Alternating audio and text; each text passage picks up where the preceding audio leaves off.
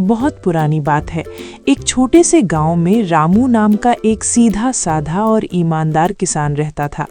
रामू बहुत गरीब था, लेकिन उसकी ईमानदारी की चर्चा पूरे गांव में थी।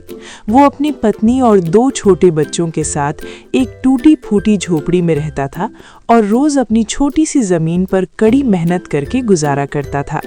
रामू का मुख्य सहारा उसकी पुरानी और घिसी हुई लोहे की कुल्हाड़ी थी, जिसका उपयोग वो जंगल से लकड़ी काटने और अपनी जमीन को साफ करने के लिए करता था।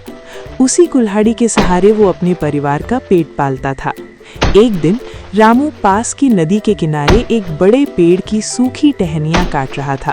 वो काम में इतना मग्न था कि अचानक उसके हाथ से कुल्हाड़ी फिसल गई और छपाक की आवाज के साथ नदी के गहरे पानी में जा गिरी।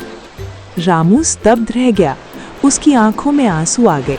वो चिल्लाया, हे भगवान, अब मैं क्या करूंगा? ये मेरी एकमात्र पूंजी थी। इसके बिना मैं अपने परिवार के लिए भोजन कैसे जुटाऊंगा? वो बहुत देर तक उदास होकर नदी के किनारे बैठा रहा। पानी बहुत गहरा था और नदी का बहाव तेज, इसलिए कुल्हाड़ी को वापस निकालना असंभव था। अचानक एक चमत्कार हुआ। नदी के शांत पानी में हलचल हुई और उसमें से एक तेजस्वी जलपरी बाहर निकली। उसके बाल मोतियों जैसे चमक रहे थे और उसके हाथ में सोने की एक कुल्हाड़ी थी। जलपरी ने रामू से शांत स्वर में पूछा, हे मानव, तुम इतने दुखी क्यों हो?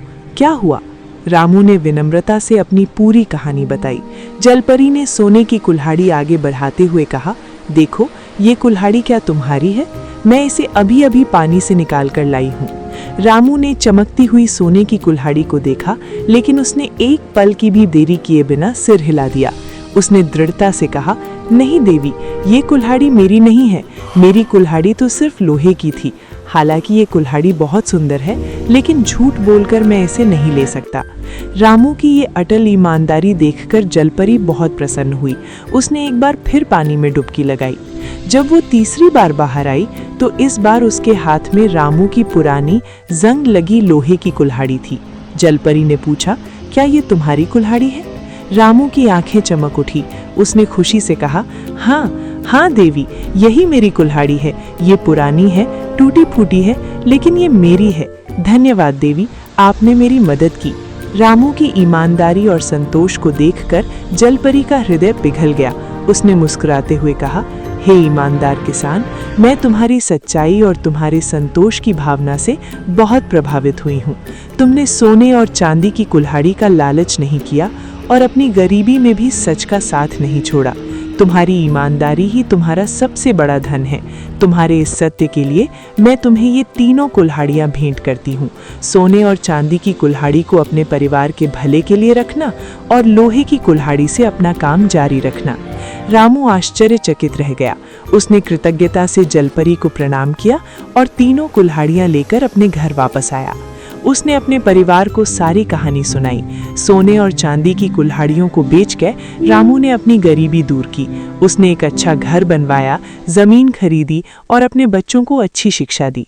लेकिन उसने कभी भी अपनी पुरानी लोहे की कुल्हाड़ी को नहीं छोड़ा। वो हमेशा याद रखता था कि उसकी सफलता का मूल कारण उसकी ईमानदारी थी। पूरे गांव में रामू की ईमानदारी और जलपरी की कहानी फैल गई और रामू ईमानदार किसान के नाम से जाना जाने लगा। कहानी की सीख। इस कहानी से हमें ये सीख मिलती है कि ईमानदारी सबसे अच्छी नीति है। Honesty is the best policy. लालच का रास्ता हमें क्षणिक सुख दे सकता है, लेकिन ईमानदारी और सच्चाई हमें जीवन में स्थायी सुख, सम्मान और सच्चा धन प्रदान करती है। सत्य और संतोष ही मनुष्य का सबसे बड़ा धन है। क्या आप इस कहानी का कोई और हिस्सा जानना चाहेंगे या मैं आपके लिए किसी और विषय पर कहानी लिखूं?